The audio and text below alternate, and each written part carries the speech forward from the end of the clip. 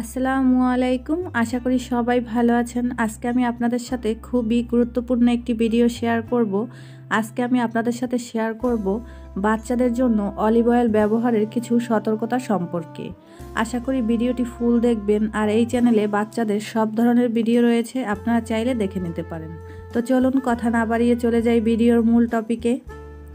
Olive oil শিশুর জন্য খুবই উপকারী, তবে আপনাকে অবশ্যই কিছু সতর্কতা অবলম্বন করতে হবে যাতে তারা ক্ষতি না করে।